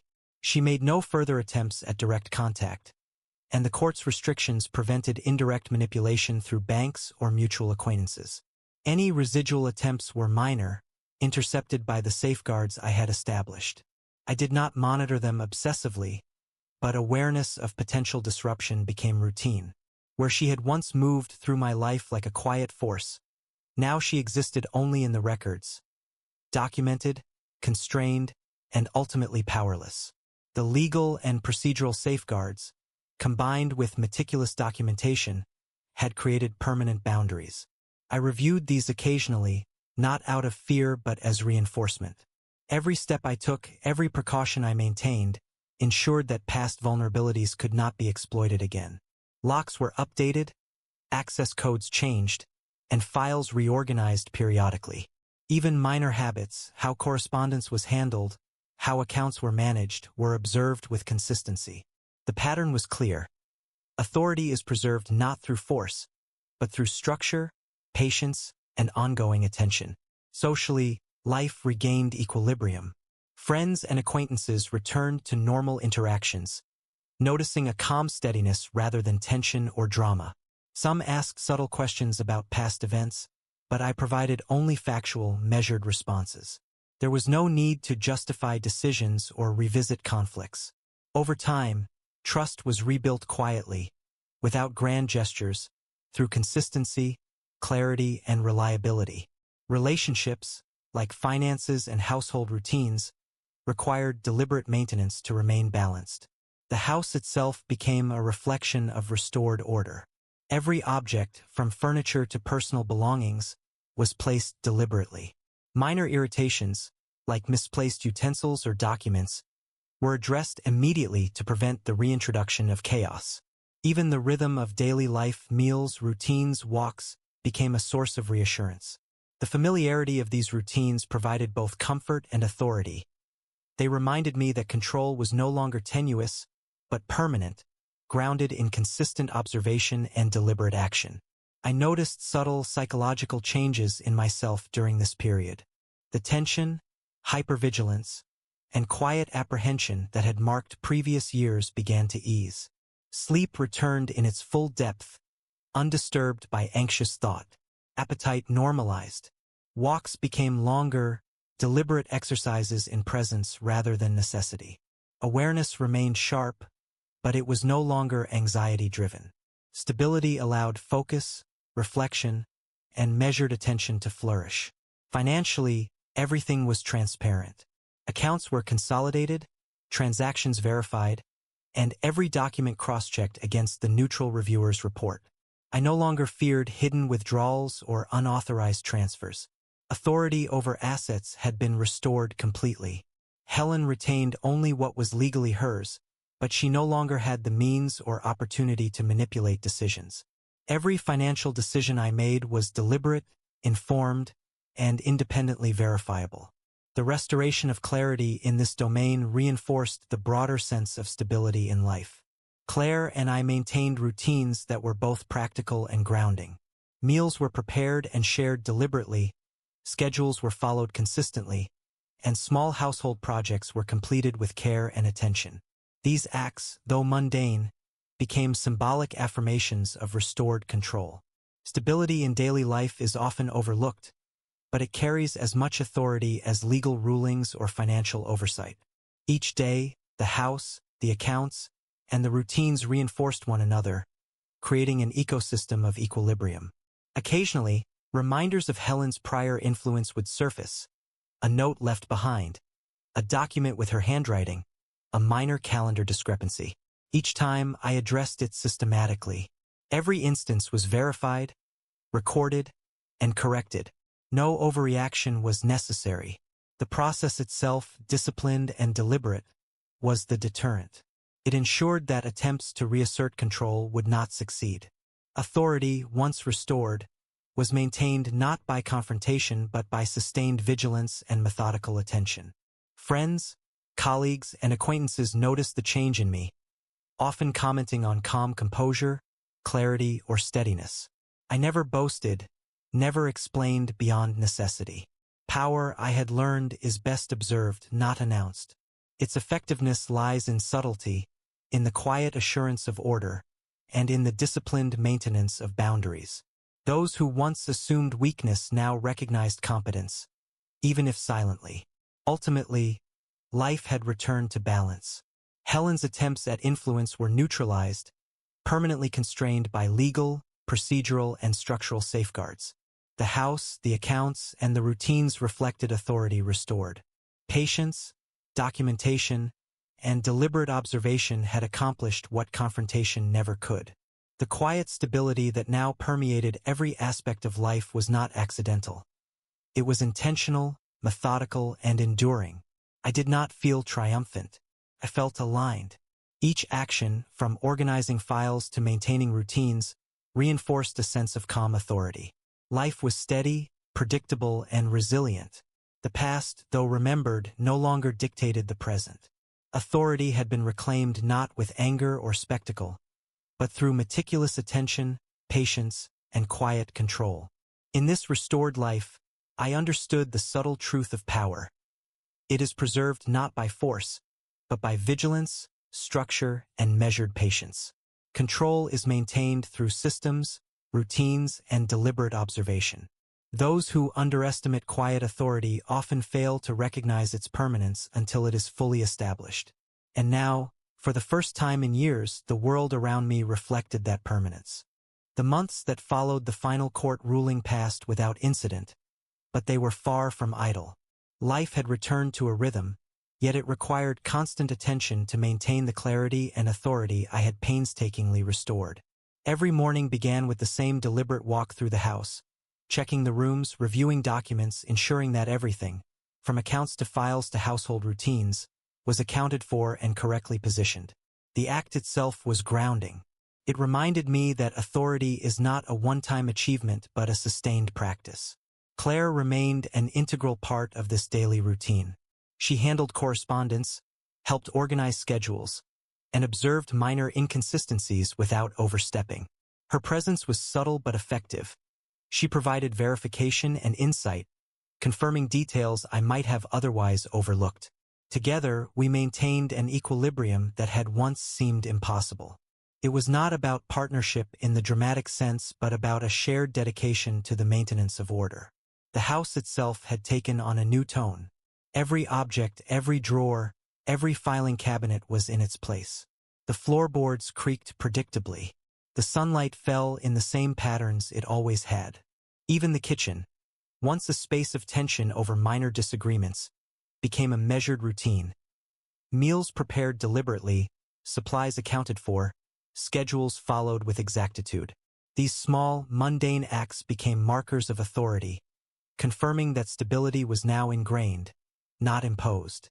Financial oversight continued with methodical care. Accounts were monitored daily, statements cross-checked, and minor discrepancies resolved immediately. No transaction went unverified, no document unchecked. Helen's previous attempts at manipulation were permanently constrained. Any deviation she might have tried to introduce now required exposure and risked immediate documentation.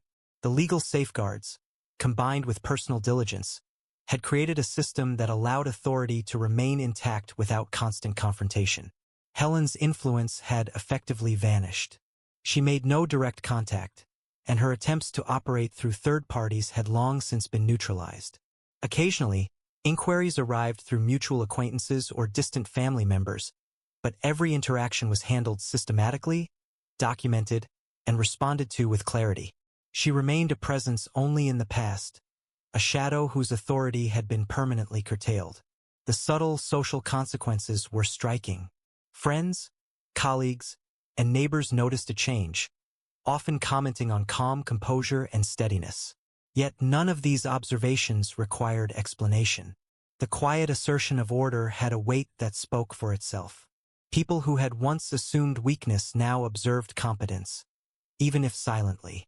Stability and authority, maintained without spectacle, carried more influence than any confrontation ever could. I continued professional work with renewed focus. Consulting projects proceeded efficiently, with deadlines met and communication precise. Authority in my professional sphere mirrored the control restored at home. There was no drama, no need to assert dominance. Consistency and clarity were sufficient. Each act of verification, each organized process, reinforced both stability and trust. Within the home, small procedural safeguards became habits.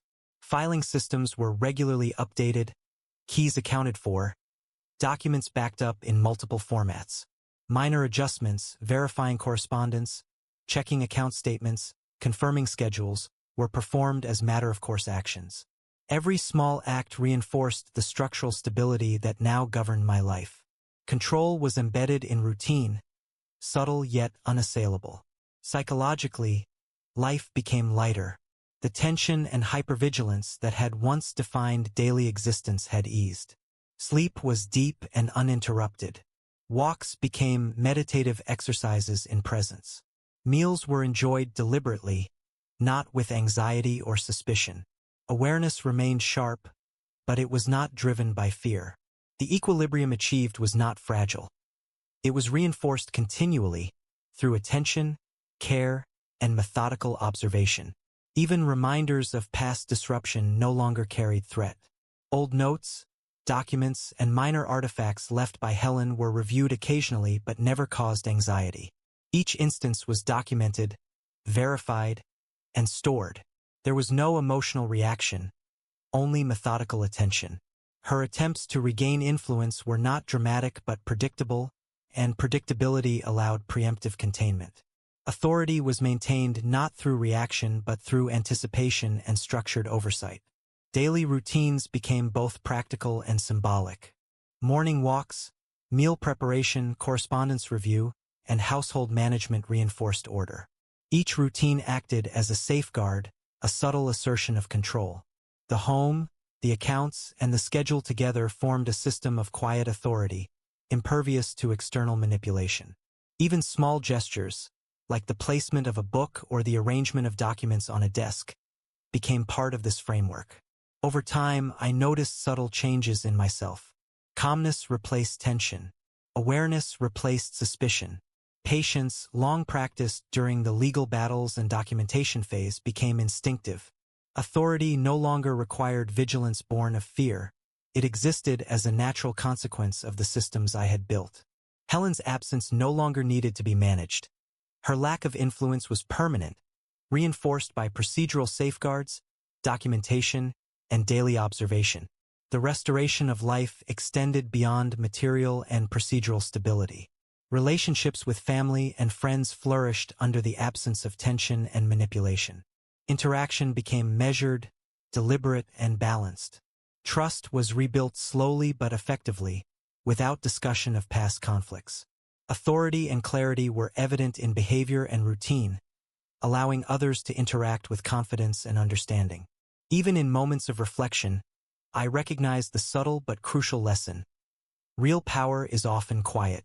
It is preserved through structure, maintained by attention, and reinforced by evidence. Dramatic confrontations achieve little in comparison to consistent, deliberate practice. The house, the accounts, and the routines became both symbol and instrument of authority. They demonstrated that true control does not require aggression or spectacle but exists in the precision and persistence of daily actions. Helen's departure from influence was absolute, yet it left no satisfaction in triumph. Authority had been restored, but the process had revealed the depth of patience, documentation, and observation necessary to achieve lasting stability. Every small act, reviewing correspondence, verifying accounts, maintaining routines, was a reinforcement of control, an assertion that the past could not disrupt the present. Even now, months after the final ruling, life remained deliberate. Each day reinforced order, each action confirmed authority. The house no longer carried the tension of manipulation. Every sound, light pattern, and object reflected stability. The accounts, routines, and relationships were aligned, resilient, and self-reinforcing. Control, once challenged, had been fully restored, quietly, methodically, and permanently. Authority, I realized, is rarely won in a single act. It accumulates over time, through careful observation, structured routines, and deliberate attention. True power is subtle, enduring, and often invisible. Yet it is unmistakable in its effect. In this quiet, I moved through life with measured steps, fully aware of past threats, yet fully in control of the present and prepared for the future. The months after Helen's withdrawal were quiet, but they were not idle. Life returned to a deliberate rhythm, each day structured and observed with attention. Every morning, I walked through the house, checking doors, rooms, and documents. Files were reviewed, ledgers reconciled, correspondence verified. These acts were small but essential. Each one confirmed that authority, once restored, was permanent. Stability had become a practice, embedded in routine and observation rather than chance. Claire remained a quiet presence, reinforcing the systems I had built. Together, we managed accounts, reviewed letters, and verified details that might otherwise be overlooked. Her observation mirrored my habits, precise, deliberate, and consistent. The routines we maintained extended into every corner of domestic and financial life, creating a structure that allowed no room for error or manipulation. The home, the accounts, and our daily practices formed a self-reinforcing network of authority. The house, once tense and unpredictable, had transformed. Floors creaked predictably, sunlight fell in familiar patterns, and every object had its place. Even minor tasks, aligning papers, arranging books, checking minor details, became affirmations of regained control.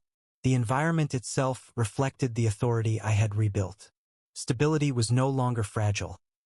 It existed in every detail, in every deliberate action, and in the rhythm of life itself. Financial oversight followed the same careful pattern. Accounts were reconciled, statements verified, minor discrepancies addressed immediately. Legal safeguards remained in place, neutralizing any residual influence Helen might attempt to exert. Her previous methods, secrecy, indirect manipulation, selective omissions, were no longer viable. Each verified account, each reconciled ledger, reinforced the permanence of restored authority. Power did not require confrontation. It was maintained through attention, structure, and deliberate practice. Social interactions shifted subtly. Friends and colleagues observed steadiness, clear communication, and reliable decisions. Those who had once assumed weakness saw competence without dramatic displays. Authority existed quietly in every action, every routine, and every decision. Trust was rebuilt through consistency, not explanation. The evidence of control lay in the predictability and clarity of behavior rather than words. Even small reminders of past disruption, old notes, documents, or minor artifacts, were addressed systematically. Each verification reinforced boundaries and maintained control. Authority was preserved not through confrontation but through consistent, deliberate, precise action. The home, the routines, and the systems created a network of stability that made disruption almost impossible. Within myself, I noticed subtle shifts. Hypervigilance and tension gave way to measured awareness. Sleep deepened, meals were enjoyed deliberately, and walks became moments of reflection. Observation was intentional rather than reactive. Life was no longer governed by fear. It was guided by structure, diligence, and attention. The quiet authority I had reclaimed now defined the pace, rhythm, and flow of daily life. Helen's absence reinforced the permanence of regained control. Legal, procedural safeguards ensured that manipulation was impossible. Her influence, once pervasive, was now confined to memory. Control was preserved not by confrontation, but through careful systems, verification, and daily reinforcement. Authority had been reclaimed, and stability now operated as a self-sustaining framework. Even in small details, the alignment of papers, the verification of notes, the organization of accounts, control persisted. Life had become deliberate, measured, and aligned. The systems I had built ensured that disruption could not return. Stability was continuous, cumulative, and reinforced through everyday actions. Through quiet diligence, patience, and observation, the life I had reconstructed was fully reclaimed. Even after months of restored order, I found that the quietness of life carried its own weight. There was no need for drama, no necessity for triumphal gestures. Stability had become habitual, embedded in routine, and in that habit, I discovered a depth of authority I had never experienced before.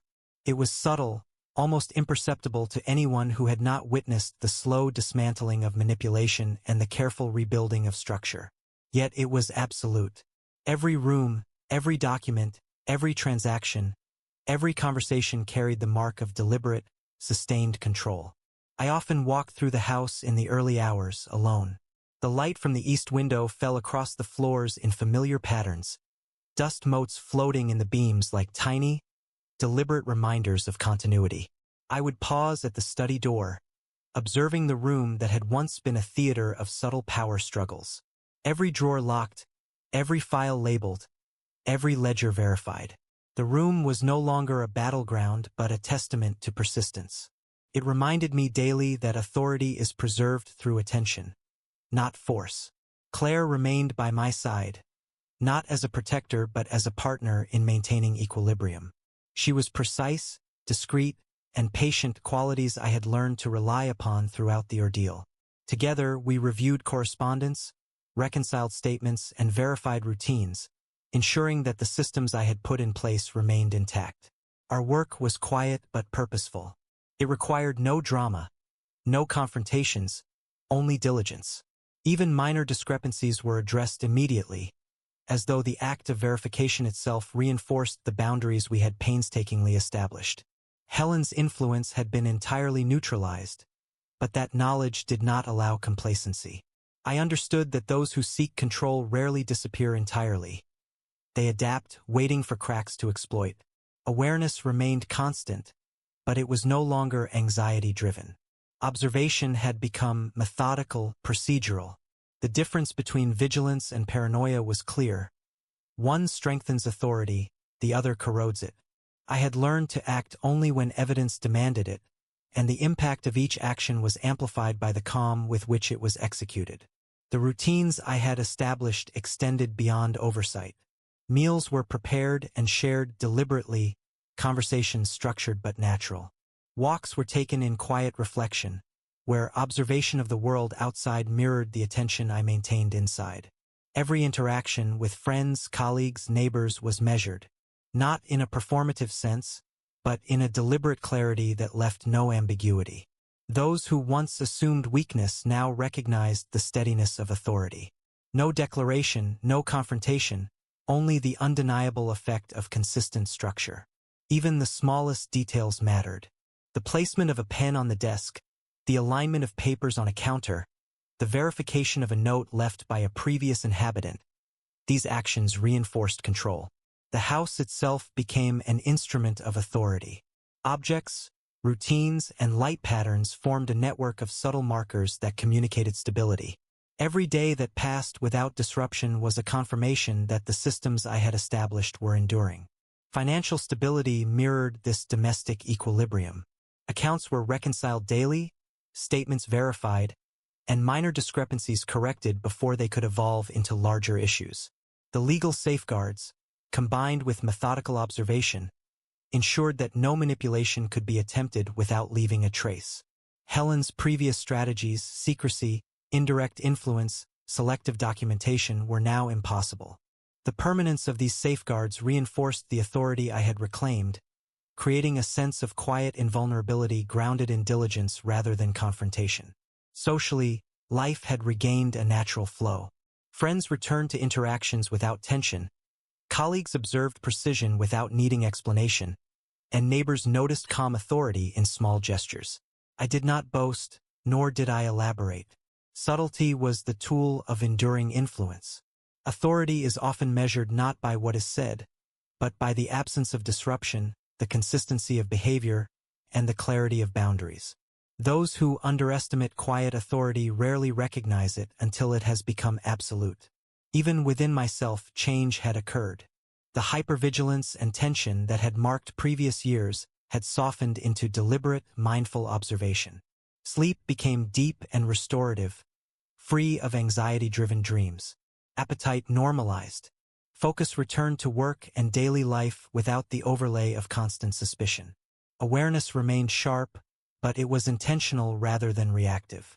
Stability had become self-reinforcing, a quiet confidence rooted in structure rather than emotion. The subtleties of Helen's previous influence, now fully neutralized, provided enduring lessons. Control is rarely seized in a single moment. It grows through the quiet erosion of others' assumptions, through indirect influence, and through the subtle assertion of authority over everyday decisions. Undoing it requires patience, diligence, and meticulous documentation. One does not reclaim authority through confrontation alone. One reconstructs it through measured, deliberate action, reinforced consistently over time. Even minor reminders of the past, a note left behind, a document with her handwriting, the memory of a manipulation long ago, no longer carried threat. Each instance was observed, documented, and corrected if necessary. Helen's capacity to influence had been neutralized permanently. Any attempt at indirect control was predictably contained, and that containment itself reinforced stability. Authority was preserved in the small, deliberate actions of everyday life. I often reflected on the broader implications of this experience. Power, true authority, is rarely visible. It exists in systems, routines, and consistent oversight. It does not require shouting, drama, or spectacle. Those who rely on aggression or intimidation rarely understand the resilience of subtle, patient power. Authority is cumulative. It is reinforced by verification, structure, and deliberate attention. It is most effective when it operates quietly, unnoticed by those who assume it does not exist. In these reflections, I understood that the life I now led was fundamentally different. I moved through rooms, reviewed documents, maintained routines, and interacted with others with a clarity that had once seemed unattainable. Stability was no longer fragile. It was reinforced continuously, resilient to disruption. Every aspect of domestic, financial, and social life was aligned, producing a network of subtle authority that did not need to be proclaimed. It simply existed. And yet, even in this quiet power, there remained an awareness of fragility. Authority can always be challenged if systems fail or attention lapses. That awareness did not produce fear. It produced mindfulness. Every action, every review, every verification was deliberate. Stability was maintained not by reaction to crisis, but by the continual application of disciplined oversight. The lesson was simple. Lasting control is constructed patiently, reinforced consistently, and maintained deliberately. Helen had been neutralized, her influence erased, but her absence served as a reminder that authority is sustained through practice. Control is not a state achieved once. It is a daily, deliberate commitment. The house, the routines, the accounts, and the relationships all functioned as extensions of that commitment, forming a quiet network of reinforcement that left no space for manipulation. In this quiet, I found clarity. Life moved with predictability, and every routine, every act of observation, every verification confirmed that authority had been restored fully and permanently. There was no need for spectacle, no demand for recognition, and no desire for retaliation. Power, once reconstructed and maintained through patience, diligence, and subtle observation, exists quietly, imperceptibly, and absolutely. Even as the sun set through the east-facing windows, casting long shadows across the floors, I felt the weight of this authority in its full subtlety. Every room, every object, every document carried the evidence of patience, deliberate attention, and sustained control. It was quiet, methodical, and enduring. Authority was no longer challenged, and stability was no longer fragile. And yet, in that quiet, I understood a deeper truth. Control is only truly permanent when it is maintained with vigilance, not ego, with clarity, not anger, and with patience, not reaction. Every day is a continuation of the work of alignment, and every moment a reinforcement of the authority quietly restored.